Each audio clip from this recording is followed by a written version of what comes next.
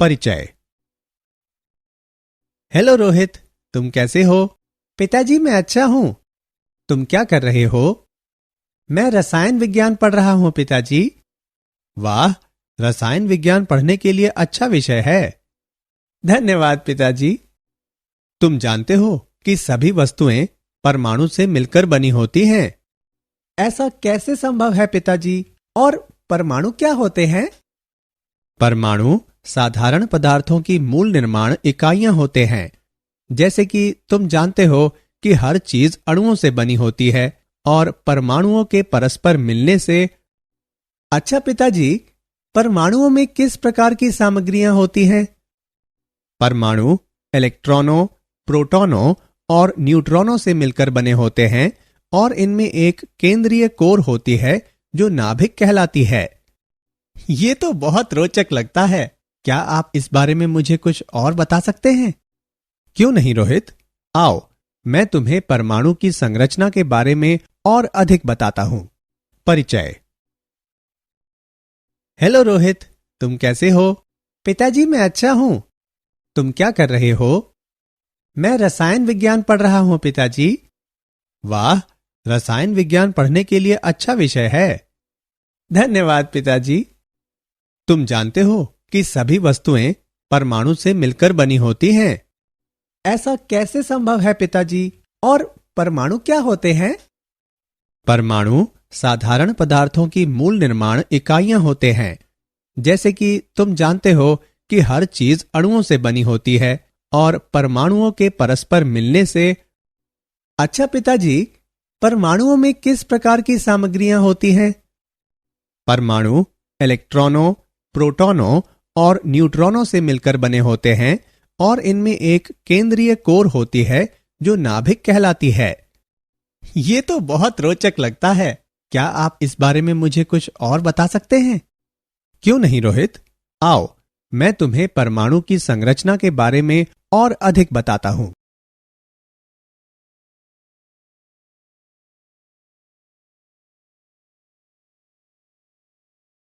उद्देश्य।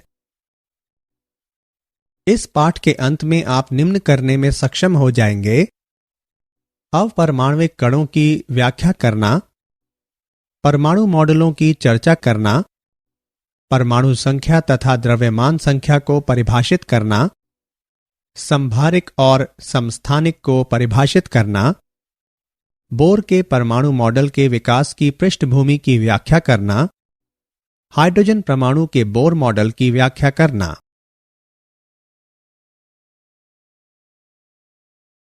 अपरमाणविक कण। इलेक्ट्रॉन की खोज। विसर्जन नालिक कांच की एक लंबी नली होती है। इस नली में धातु के इलेक्ट्रोड सील किए हुए होते हैं जिस पर उच्च वोल्ट ताप प्रयुक्त की जा सकती है। यह नली विसर्जन नलिका के अंदर गैस का दाब नियंत्रित करने के लिए एक निर्वात पंप से भी जुड़ी रहती है। एनोड के पीछे स्फुरदीप्त पदार्थ का लेप किया गया होता है। जब विसर्जन नलिका के अंदर गैस का दाब एक वायुमंडलीय दाब होता है तो नलिका से होकर विद्युत धारा प्रवाहित नहीं होती। यदि गैस का दाब कम करके लगभग 10⁻² वायुमंडलीय दाब कर दिया जाता है और इलेक्ट्रोडों पर लगभग 10,000 वोल्ट का विभवांतर लगाया जाता है तो एक विद्युत धारा प्रवाहित होती है। उसी समय गैस द्वारा प्रकाश उत्सर्जित होता है। यदि गैस का दाब कम करके 10⁻⁴ वायुमंडलीय दाब कर दिया जाता है तो प्रकाश का उत्सर्जन रुक जाता है। इसके बजाय नलिका एक धुंधले हरे प्रकाश के साथ चमकने, प्रतिदीप्त होने लगती है। यह प्रतिदीप्ति नलिका की दीवारों पर कैथोड से निर्गामित होती किरणों की बमबारी के कारण होती है। ये किरणें कैथोड किरणें कहलाती हैं। ये किरणें इलेक्ट्रॉन कहलाने वाले ऋणावेशित कणों से निर्मित पाई गईं।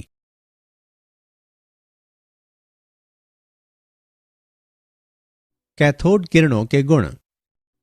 कैथोड किरणें सीधी दिशा में गमन करती हैं। कैथोड किरणों के मार्ग में रखी कोई वस्तु स्पष्ट छाया बनाती है। इससे स्पष्ट होता है कि कैथोड किरणें सीधी रेखा में गमन करती हैं। विद्युत क्षेत्र का प्रभाव। जब कैथोड किरणों के प्रवाह पर विद्युत क्षेत्र प्रयुक्त किया जाता है तो वे धनात्मक प्लेट की ओर मुड़ जाती हैं। इससे स्पष्ट होता है कि कैथोड किरणें ऋणावेशित होती हैं। चुंबकीय क्षेत्र का प्रभाव। जब कैथोड किरणों के अभिलंबवत चुंबकीय क्षेत्र प्रयुक्त किया जाता है तो वे ऋणात्मक कणों के लिए अपेक्षित दिशा में मुड़ जाती हैं। इससे पुष्टि होती है कि कैथोड किरणें ऋणावेशित होती हैं।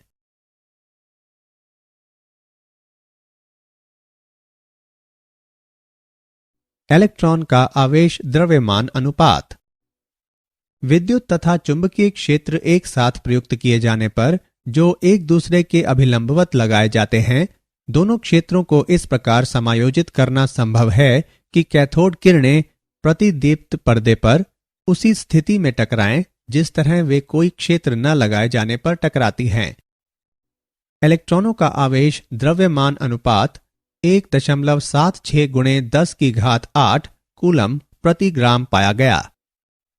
कैथोड की प्रकृति या विसर्जन नलिका में ली गई गैस की प्रकृति से पृथक कैथोड किरणों में कणों के लिए E/m अनुपात समान पाया गया, जो दर्शाता है कि इलेक्ट्रॉन सभी सामग्रियों के सार्वत्रिक निर्माणक होते हैं।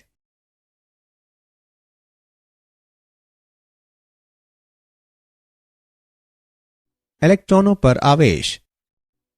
R.A. मिलिकन ने तेल बूंद प्रयोग द्वारा इलेक्ट्रॉन पर आवेश की मात्रा ज्ञात की।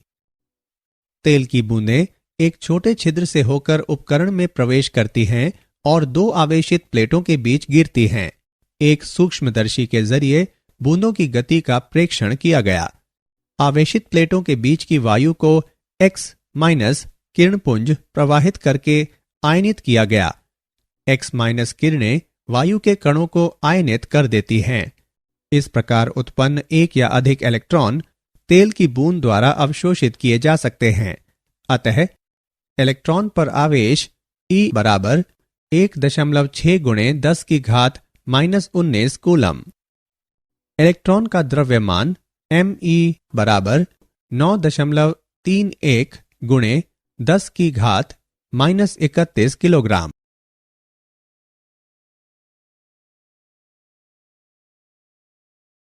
प्रोटॉनों और न्यूट्रॉनों की खोज।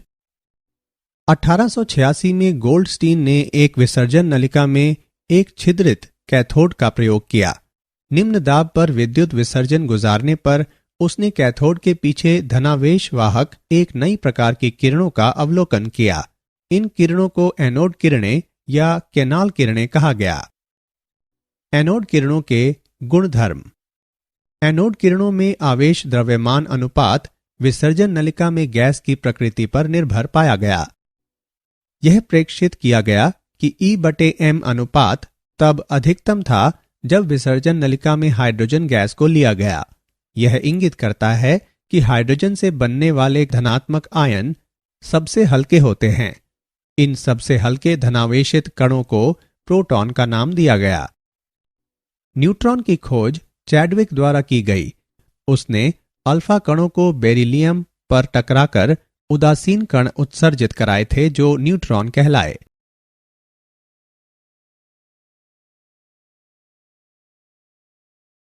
परमाणु मॉडल। परमाणु का थॉम्सन मॉडल। उसने प्रस्तावित किया कि परमाणु एक समान घन आवेशित गोला होता है जिसमें इलेक्ट्रॉन कम या अधिक समान रूप से वितरित रहते हैं। परमाणु का यह मॉडल प्लम पुडिंग या रेजिन पुडिंग मॉडल कहलाया।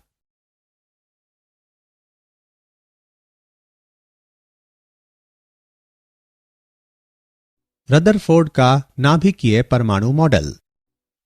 अल्फा कणों के प्रकीर्णन का प्रयोग। इस प्रयोग के अंतर्गत सोने की एक पतली पन्नी पर अल्फा कणों की बौछार कराई गई। ये कण शीशे की एक प्लेट में एक झिर्री से गुजरते हुए पतले पुंज के रूप में प्राप्त किए गए। जिंक सल्फाइड ZnS से लेपित एक वृत्ताकार पर्दे को अल्फा कणों के कारण होने वाले विक्षेपण का पता लगाने के लिए पन्नी के परितः रखा गया। जब भी कोई अल्फा कण पर्दे से टकराता तो उस बिंदु पर प्रकाश की स्फुरदीप्ति उत्पन्न होती। प्रेक्षण। अधिकांश अल्फा कण लगभग 99% सोने की पन्नी से बिना विक्षेपित हुए निकल जाते हैं। कुछ अल्फा कण छोटे कणों द्वारा विक्षेपित हो जाते हैं। कुछ कण या तो बहुत बड़े कोणों से विक्षेपित होते हैं या वास्तव में अपने पथ पर पीछे की ओर विक्षेपित हो जाते हैं।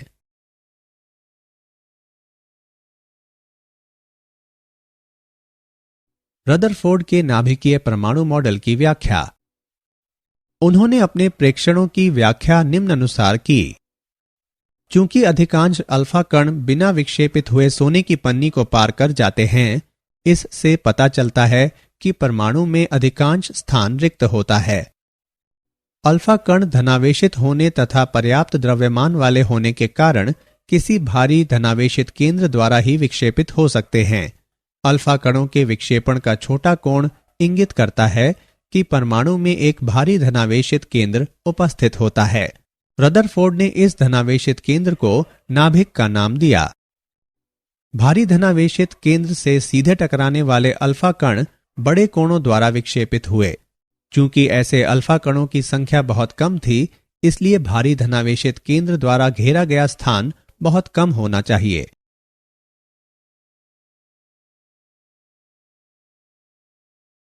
रदरफोर्ड के नाभिकीय परमाणु मॉडल के मुख्य बिंदु। इस मॉडल के मुख्य बिंदु निम्न हैं।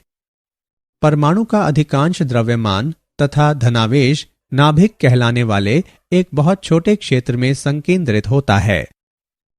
नाभिक इलेक्ट्रॉनों से घिरा होता है जो इसके चारों ओर बहुत उच्च गति से घूमते हैं। इलेक्ट्रॉनों तथा नाभिक के बीच आकर्षण का स्थिर वैद्युत बल घूमते इलेक्ट्रॉनों पर कार्य करने वाले अपकेंद्री बल द्वारा संतुलित किया जाता है। इलेक्ट्रॉनों पर कुल ऋणावेश नाभिक पर कुल धनावेश के बराबर होता है, इसलिए परमाणु अपनी समग्रता में वैद्युतिक उदासीन होता है। परमाणु के अंदर अधिकांश स्थान रिक्त होता है।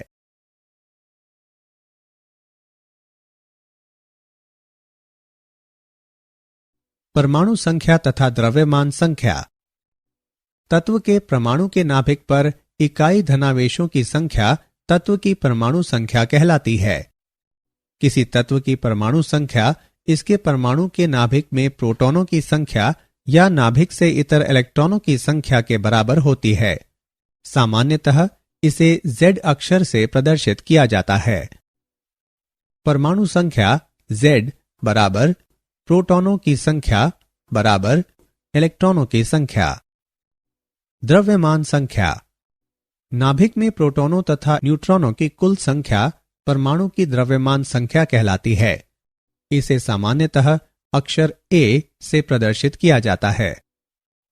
द्रव्यमान संख्या A बराबर प्रोटॉनों की संख्या प्लस न्यूट्रॉनों की संख्या बराबर न्यूक्लियल आयनों की संख्या।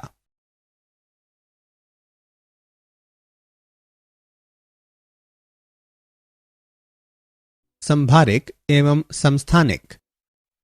किसी तत्व की द्रव्यमान संख्या तथा परमाणु संख्या निम्न प्रकार व्यक्त की जाती है। किसी तत्व के समस्थानिक तत्व के वे परमाणु होते हैं जिनकी परमाणु संख्या समान लेकिन द्रव्यमान संख्याएं भिन्न होती हैं। हाइड्रोजन के 3 समस्थानिक प्रदर्शित किए जा सकते हैं।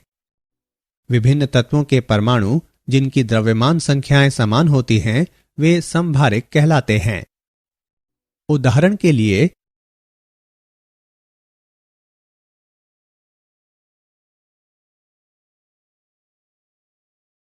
रदरफोर्ड के मॉडल के दोष।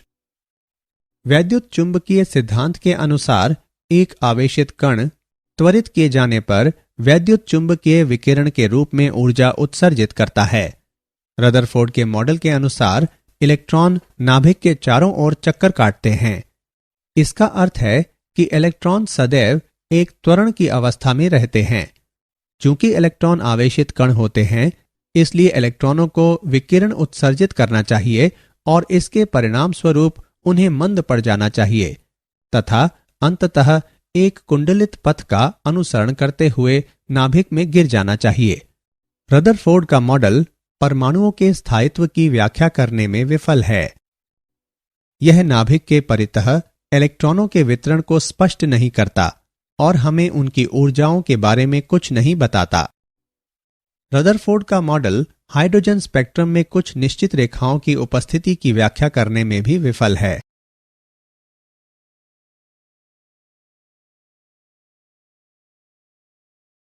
बोर के परमाणु मॉडल के विकास की पृष्ठभूमि। वैद्युत चुंबकीय विकिरण की तरंग प्रकृति। मैक्सवेल के प्रकाश के तरंग सिद्धांत के अनुसार प्रकाश विद्युत चुंबकीय तरंगों के रूप में संचारित होता है। ये तरंगें दोलायमान विद्युत क्षेत्र तथा चुंबकीय क्षेत्र से जुड़ी होती हैं। ये दोनों क्षेत्र एक दूसरे के अभिलंबवत तथा संचरण की दिशा में होते हैं। तरंग का मानक। तरंग दैर्ध्य इसे तरंग के दो आसन्न तुंगों या द्रोणियों के बीच की दूरी के रूप में परिभाषित किया जा सकता है। इसे लैम्ब्डा द्वारा निरूपित किया जाता है और इसे सामान्यतः आंगस्ट्रॉम इकाइयों या नैनोमीटरों में मापा जाता है। 1 आंगस्ट्रॉम बराबर 10⁻⁻10 मीटर। 1 नैनोमीटर बराबर 10⁻⁻9 मीटर। आवृत्ति इसे 1 सेकंड में एक बिंदु विशेष से गुजरती तरंगों की संख्या के रूप में परिभाषित किया जा सकता है। इसे न्यू द्वारा निरूपित किया जाता है। इसकी इकाइयां हैं चक्र प्रति सेकंड या हर्ट्ज। वेग किसी तरंग द्वारा 1 सेकंड में चली गई दूरी तरंग का वेग कहलाती है। इसे अक्षर c से निरूपित किया जाता है। आवृत्ति तथा तरंग दैर्ध्य का वेग c से निम्न संबंध होता है। c बराबर न्यू गुणे लैम्ब्डा। मीटर प्रति सेकंड इसका मात्रक है। तरंग संख्या इसे प्रति इकाई लंबाई तरंग दैर्ध्य की संख्या के रूप में परिभाषित किया जा सकता है। यह तरंग दैर्ध्य के विलोम के बराबर होती है। इसे इससे निरूपित किया जाता है। इसका मात्रक तरंग दैर्ध्य के मात्रक के व्युत्क्रम होता है। इसे सामान्यतः 1/सेंटीमीटर या 1/मीटर द्वारा व्यक्त किया जाता है। आयाम यह किसी तरंग के तुंग की ऊंचाई या द्रोणी की गहराई होती है। इसे सामान्यतः अक्षर a द्वारा निरूपित किया जाता है।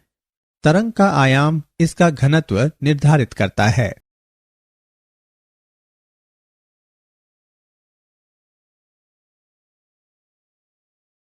विद्युत चुंबकीय विकिरण की कणीय प्रकृति प्लांक का क्वांटम सिद्धांत। विकिरण का तरंग सिद्धांत प्रकाश वैद्युत प्रभाव तथा कृष्ण पिंड से विकिरण की परिघटनाओं की व्याख्या नहीं कर सकता। कृष्ण पिंड से विकिरण कोई आदर्श कृष्ण पिंड विकिरण का आदर्श अवशोषक तथा आदर्श उत्सर्जक होता है। जब ऐसे पिंड को गर्म किया जाता है तो यह लाल पप्त हो जाता है। दूसरे शब्दों में यह लाल रंग का प्रकाश उत्सर्जित करता है। तापमान और बढ़ाए जाने पर विकिरण का रंग लाल से परिवर्तित होकर पीला और फिर सफेद तथा फिर तापमान अत्यंत उच्च होने पर इसका रंग नीला हो जाता है।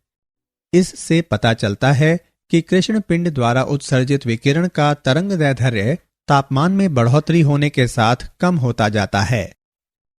ग्राफ पर दाएं से बाएं की ओर विचार करें। किसी दिए गए तापमान पर उत्सर्जित विकिरण की तीव्रता तरंग दैर्ध्य में कमी होने के साथ बढ़ते हुए एक दिए गए तरंग दैर्ध्य पर अधिकतम मान तक पहुंचती है और फिर तरंग दैर्ध्य में और कमी होने के साथ घटना आरंभ हो जाती है।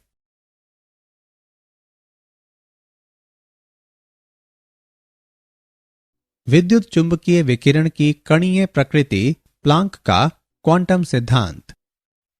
प्लांक का विकिरण का क्वांटम सिद्धांत। विकिरित होने वाली ऊर्जा सततः उत्सर्जित या अवशोषित नहीं की जाती, बल्कि यह क्वांटा कहलाने वाले छोटे ऊर्जा पैकेटों के रूप में विविक्त रूप से उत्सर्जित या अवशोषित होती है। विकिरण के एक क्वांटम से जुड़ी ऊर्जा की मात्रा विकिरण की आवृत्ति के समानुपाती होती है। जहां नियतांक h प्लांक का स्थिरांक कहा जाता है और यह 6.625 गुणे 10⁻⁻34 जूल सेकेंड होता है। कोई पिंड क्वांटम के पूर्णांक गुणजों के रूप में ही ऊर्जा उत्सर्जित या अवशोषित कर सकता है, अर्थात E बराबर NH म्यू जहां n बराबर 1, 2, 3, 4 इत्यादि।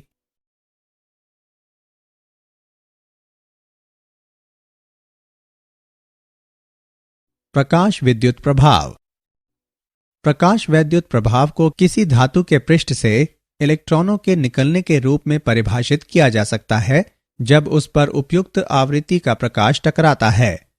इस प्रकार निकलने वाले इलेक्ट्रॉन फोटो इलेक्ट्रॉन कहलाते हैं। जब विशिष्ट आवृत्ति वाला प्रकाश धातु के पृष्ठ से टकराता है तो धातु के पृष्ठों से इलेक्ट्रॉन निकलते हैं जो डिटेक्टर द्वारा खोज लिए जाते हैं।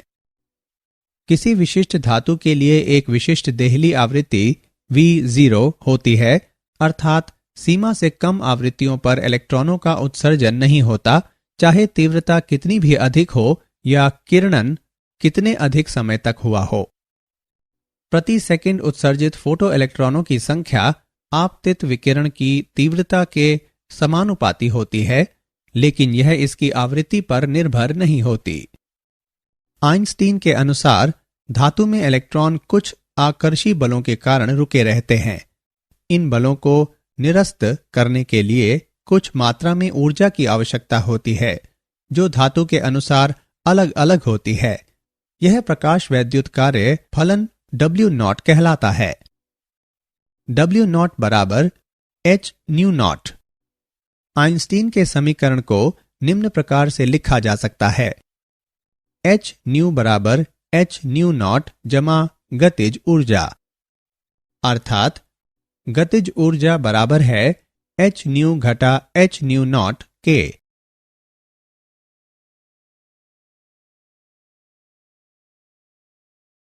विद्युत चुंबकीय विकिरण का द्वैत व्यवहार। यह मानते हुए प्रकाश वैद्युत प्रभाव की व्याख्या की जा सकती है कि विकिरण क्वांटा कहलाने वाले ऊर्जा के छोटे पैकेटों से निर्मित होता है। ऊर्जा के इन पैकेटों को कण माना जाता है।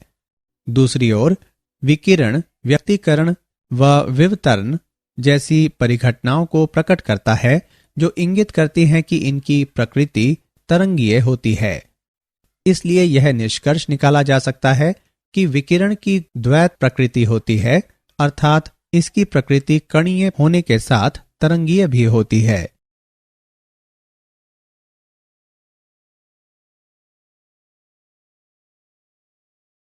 क्वांटित इलेक्ट्रॉनिक ऊर्जा स्तरों के लिए प्रमाण परमाणविक स्पेक्ट्रा। प्रिज्म से गुजरने के बाद प्रकाश के एक पुंज का विभिन्न आवृत्तियों वाले विकिरण में बंटने की परिघटना वर्ण विक्षेपण कहलाती है और पुंज के वर्ण विक्षेपण के पश्चात प्राप्त विकिरण पैटर्न वर्णक्रम या स्पेक्ट्रम कहलाता है। सूर्य के प्रकाश का वर्ण विक्षेपण होने पर 7 रंग प्राप्त होते हैं, जो बिना किसी असांतत्य के बैंगनी से लाल तक होते हैं, जिसका अर्थ है कि प्रत्येक रंग अन्य रंगों में मिश्रित होता है। ऐसा स्पेक्ट्रम सतत स्पेक्ट्रम कहलाता है।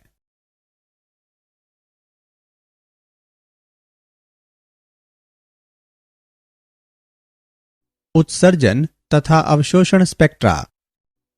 जब किसी तत्व को किसी पद्धति का उपयोग करके, जैसे कि उसे गर्म करके, विद्युत धारा प्रवाहित करके या विद्युत विसर्जन गुजारकर उत्तेजित किया जाता है, तो तत्व के अणु निश्चित आवृत्तियों के विद्युत चुंबकीय विकिरण उत्सर्जित करते हैं। बढ़ते तरंग दैर्ध्य या घटती आवृत्तियों के क्रम में इन विकिरणों की व्यवस्था तत्व का उत्सर्जन स्पेक्ट्रा या परमाणविक स्पेक्ट्रा कहलाती है।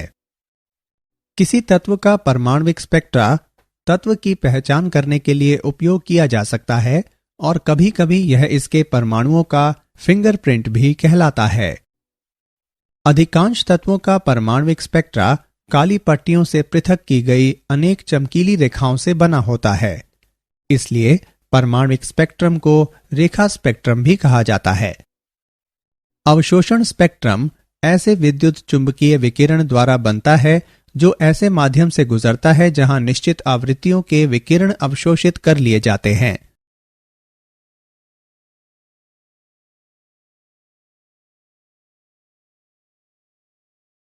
हाइड्रोजन का रेखीय स्पेक्ट्रम। जब एक विद्युत विसर्जन हाइड्रोजन गैस से गुजरता है तो इसके अणु हाइड्रोजन परमाणुओं में वियोजित हो जाते हैं। इस प्रकार उत्तेजित हाइड्रोजन परमाणु विविक्त आवृत्तियों के विद्युत चुंबकीय विकिरण उत्सर्जित करते हैं। प्राप्त स्पेक्ट्रम में बड़ी संख्या में चमकीली रेखाएं होती हैं। प्रत्येक रेखा हाइड्रोजन परमाणुओं द्वारा उत्सर्जित प्रकाश की विशिष्ट आवृत्ति के संगत होती है। हाइड्रोजन के उत्सर्जन स्पेक्ट्रम में ये रेखाएं निम्नानुसार 5 श्रेणियों में वर्गीकृत की जा सकती हैं। पराबैंगनी क्षेत्र में लाइमैन श्रेणी, दृश्य क्षेत्र में बामर श्रेणी, अवरक्त क्षेत्र में पाशन श्रेणी, ब्रैकेट श्रेणी तथा फंड श्रेणी। यदि स्पेक्ट्रल रेखाएं तरंग संख्याओं के रूप में व्यक्त की जाएं, तो दृश्य क्षेत्र में रेखाएं निम्न सूत्र का पालन करेंगी। तरंग संख्या बराबर 1,09,677 गुणे 1/2 वर्ग माइनस 1/n वर्ग प्रति सेंटीमीटर, जहां n एक पूर्णांक है जो 3 के बराबर या इससे अधिक है। 3 अर्थात n बराबर 3, 4, 5 तथा इसी प्रकार अन्य। इसके पश्चात रिडबर्ग ने एक अधिक सामान्य सूत्र प्रदान किया जो हाइड्रोजन स्पेक्ट्रम में सभी श्रेणियों पर लागू होता है। तरंग संख्या बराबर 1,09,677 गुणे 1/n1 वर्ग माइनस 1/n2 वर्ग प्रति सेंटीमीटर, जहां n1 और n2 इस प्रकार के पूर्णांक हैं कि n2 n1 से अधिक है। किसी श्रेणी विशेष के लिए n1 स्थिरांक है।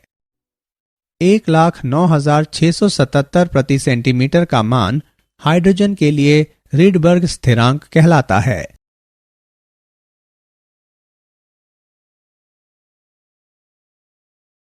हाइड्रोजन परमाणु के लिए बोर मॉडल। बोर का परमाणु मॉडल विकिरणों के क्वांटम सिद्धांत पर आधारित है। इस मॉडल के मुख्य बिंदु निम्न हैं।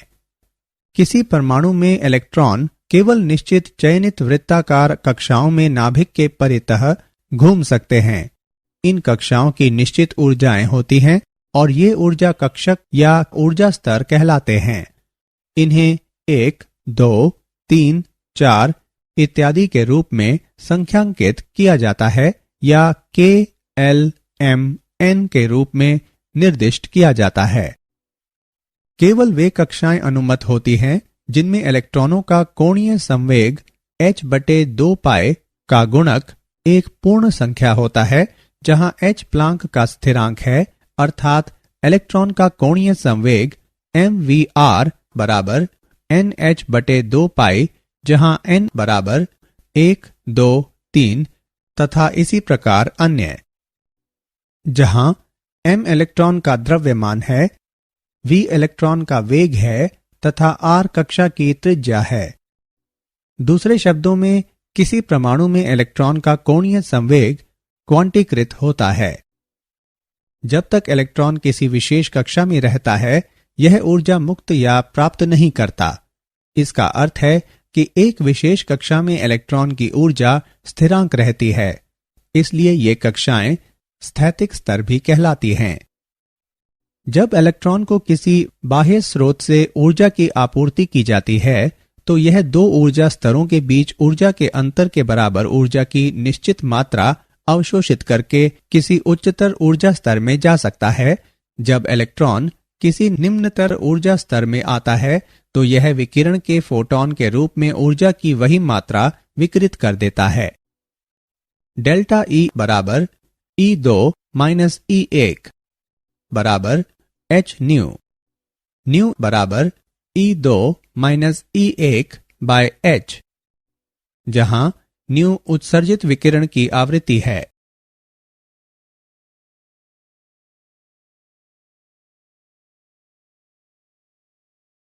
हाइड्रोजन परमाणु के लिए बोर मॉडल। ऊर्जा का क्वांटीकरण तथा बोर का मॉडल। बोर के मॉडल के अनुसार किसी परमाणु में इलेक्ट्रॉन की ऊर्जा क्वांटीकृत होती है। क्वांटीकरण का आशय यह है कि राशि किसी कक्षीय मान को प्राप्त करने के लिए सतत परिवर्तित नहीं हो सकती, बल्कि कुछ विशिष्ट मान प्राप्त करने के लिए केवल विविक्त रूप से परिवर्तित हो सकती है। इस बिंदु को और समझने के लिए आइए एक सरल उदाहरण पर विचार करें। माना कि एक व्यक्ति सीढ़ियों पर नीचे उतर रहा है, अतः व्यक्ति की ऊर्जा विविक्त रूप से परिवर्तित होती है और विविध स्टेपों की ऊर्जाओं के संगत उसके कुछ निश्चित ऊर्जा मान ही हो सकते हैं। इस उदाहरण में व्यक्ति की ऊर्जा क्वांटीकृत हुई है। दूसरी ओर यदि कोई व्यक्ति किसी रैंप पर नीचे आता है तो ऊर्जा सतत परिवर्तित होती है और रैंप पर किसी बिंदु के संगत उसकी ऊर्जा के कोई मान हो सकते हैं। इस उदाहरण में ऊर्जा क्वांटीकृत नहीं हुई है। इसलिए बोर के मॉडल के अनुसार किसी परमाणु में इलेक्ट्रॉन की ऊर्जा क्वांटीकृत होती है। बोर के मॉडल के मुख्य सफल बिंदु निम्न हैं। बोर का मॉडल परमाणु के स्थायित्व की व्याख्या कर सकता है। बोर का सिद्धांत हाइड्रोजन की किसी कक्षा विशेष में इलेक्ट्रॉन की ऊर्जा का परिकलन करने में सहायक है। व्यंजक निम्न हैं। En बराबर -k वर्ग गुणे 2 गुणे पाई वर्ग गुणे m गुणे e की घात 4/n वर्ग गुणे h वर्ग, जहां m इलेक्ट्रॉन का द्रव्यमान है, e इलेक्ट्रॉन पर आवेश है, h प्लांक का स्थिरांक है, k कूलम का स्थिरांक नियम है। स्थिरांक का मान प्रतिस्थापित करने पर हम पाते हैं कि En बराबर -1312/n वर्ग किलो जूल प्रति मोल। बोर ने हाइड्रोजन परमाणु में किसी कक्षा की त्रिज्या के लिए एक समीकरण प्रदान किया। Rn बराबर n वर्ग गुणे h वर्ग बटे 4 गुणे पाई वर्ग गुणे k गुणे m गुणे e वर्ग। Rn बराबर n वर्ग गुणे 0.529 गुणे 10 की घात -10 मीटर। Rn बराबर n वर्ग गुणे 0.529 एंगस्ट्रॉम। इस प्रकार n के बढ़ने के साथ कक्षा की त्रिज्या बढ़ती है। हाइड्रोजन की प्रथम कक्षा की त्रिज्या 0.529 एंगस्ट्रॉम होती है। यह बोर की त्रिज्या कहलाती है।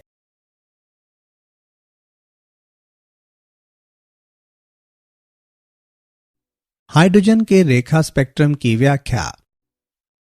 हाइड्रोजन के परमाणु में प्रथम कक्षा में उपस्थित इलेक्ट्रॉन तलस्थ अवस्था में होता है। जब विद्युत विसर्जन प्रदान करके आदि के द्वारा ऊर्जा प्रदान की जाती है तो यह इलेक्ट्रॉन उत्तेजित होकर किसी उच्चतर ऊर्जा स्तर में पहुंच सकता है। क्योंकि हाइड्रोजन के प्रतिदर्श में परमाणुओं की संख्या अधिक होती है, इसलिए विभिन्न परमाणुओं में इलेक्ट्रॉन विभिन्न मात्राओं में ऊर्जाएं अवशोषित करते हैं और उत्तेजित होकर विभिन्न उच्चतर ऊर्जा स्तरों में चले जाते हैं। उदाहरण के लिए आइए विभिन्न हाइड्रोजन परमाणुओं के चौथे ऊर्जा स्तर n बराबर 4 में उपस्थित इलेक्ट्रॉनों पर विचार करें। कुछ परमाणुओं में यह सीधे तलस्थ अवस्था n बराबर 1 में आ सकता है, जबकि कुछ अन्य में यह कूदकर द्वितीय ऊर्जा स्तर n बराबर 2 में और इसके बाद प्रथम ऊर्जा स्तर n बराबर 1 में जा सकता है, जबकि कुछ अन्य परमाणुओं में यह तृतीय n बराबर 3 और द्वितीय ऊर्जा स्तरों से n बराबर 2 प्रथम स्तर में आ सकता है। उच्चतर ऊर्जा स्तरों से प्रथम ऊर्जा स्तर में संक्रमणों के कारण उत्पन्न होने वाली रेखाएं लेमेन रेखाएं कहलाती हैं। इसी प्रकार उच्चतर ऊर्जा स्तरों से द्वितीय, तृतीय, चतुर्थ और पंचम ऊर्जा स्तरों में इलेक्ट्रॉनों के संक्रमण के परिणाम स्वरूप प्राप्त रेखाएं क्रमशः बामर, पाशन, ब्रैकेट और फंड रेखाएं कहलाती हैं। माना कि हाइड्रोजन परमाणु में n बराबर n2 वाली एक उच्चतर कक्षा से एक इलेक्ट्रॉन कूदकर n बराबर n1 वाले एक निम्नतर स्तर में आ जाता है। इस संक्रमण के परिणाम स्वरूप इलेक्ट्रॉन फोटॉन विकिरण के रूप में ऊर्जा उत्सर्जित करता है। तब उत्सर्जित फोटॉन की आवृत्ति है आवृत्ति बराबर 3.29 गुणे 10 की घात 15 गुणे 1/n1 वर्ग माइनस 1/n2 वर्ग प्रति सेकेंड। तरंग संख्या के संदर्भ में 1,09,677 गुणे 1/n1 वर्ग माइनस 1/n2 वर्ग प्रति सेंटीमीटर।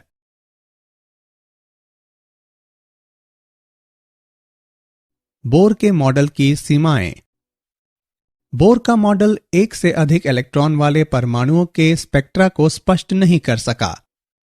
चुंबकीय क्षेत्र की उपस्थिति में प्रत्येक स्पेक्ट्रल रेखा कम अंतराल वाली रेखाओं में बंट जाती है।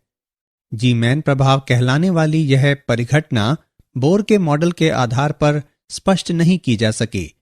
इसी प्रकार प्रयुक्त विद्युत क्षेत्र के प्रभाव के अंतर्गत स्पेक्ट्रल रेखाओं का विभाजन, जो स्टार्क प्रभाव कहलाता है, की व्याख्या भी बोर के मॉडल द्वारा नहीं की जा सकी।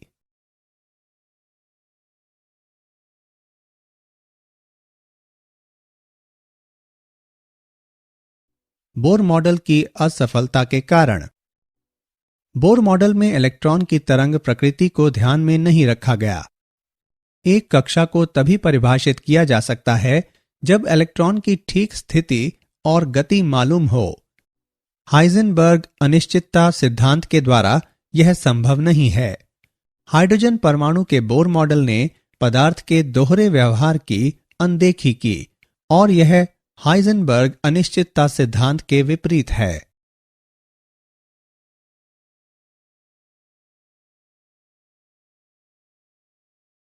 क्या आप जानते हैं, परमाणु विखंडन करने वाले वैज्ञानिकों को मनुष्य द्वारा निर्मित सर्वोच्च रिकॉर्ड तापमान का श्रेय प्राप्त है, जो सूर्य के आंतरिक भाग से 1,00,000 गुने अधिक गर्म है।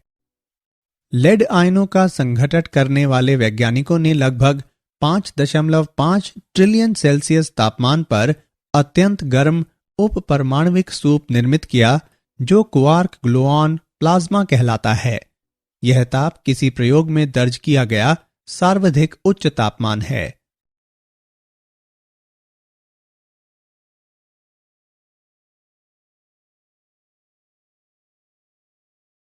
सारांश।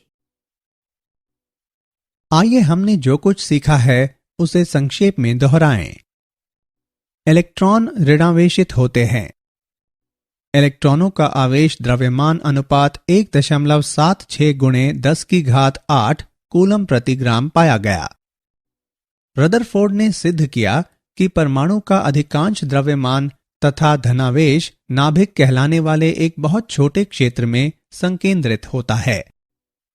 द्रव्यमान संख्या A बराबर प्रोटॉनों की संख्या प्लस न्यूट्रॉनों की संख्या बराबर न्यूक्लियाइनों की संख्या। मैक्सवेल के प्रकाश के तरंग सिद्धांत के अनुसार विद्युत क्षेत्र तथा चुंबकीय क्षेत्र एक दूसरे के अभिलंबवत तथा संचरण की दिशा में होते हैं।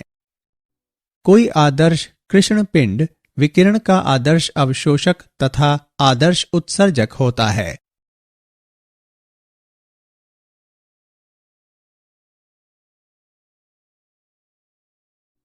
विकिरण के एक क्वांटम से जुड़ी ऊर्जा की मात्रा विकिरण की आवृत्ति के समानुपाती होती है, जहां नियतांक H प्लांक का स्थिरांक कहा जाता है और यह 6.625 गुणे 10 की घात -34 जूल सेकेंड होता है। प्रकाश वैद्युत प्रभाव को किसी धातु के पृष्ठ से इलेक्ट्रॉनों के निकलने के रूप में परिभाषित किया जा सकता है जब उस पर उपयुक्त आवृत्ति का प्रकाश टकराता है। इस प्रकार निकलने वाले इलेक्ट्रॉन फोटो इलेक्ट्रॉन कहलाते हैं। किसी तत्व का परमाणुविक स्पेक्ट्रा तत्व की पहचान करने के लिए उपयोग किया जा सकता है और कभी कभी यह इसके परमाणुओं का फिंगरप्रिंट भी कहलाता है।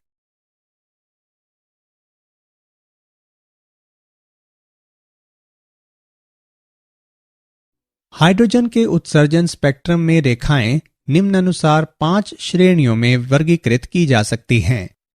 लाइमैन श्रेणी, बामर श्रेणी, पाशन श्रेणी, ब्रैकेट श्रेणी तथा फंड श्रेणी। रिडबर्ग ने एक अधिक सामान्य सूत्र प्रदान किया जो हाइड्रोजन स्पेक्ट्रम में सभी श्रेणियों पर लागू होता है। 1,09,677 प्रति सेंटीमीटर का मान हाइड्रोजन के लिए रिडबर्ग स्थिरांक कहलाता है।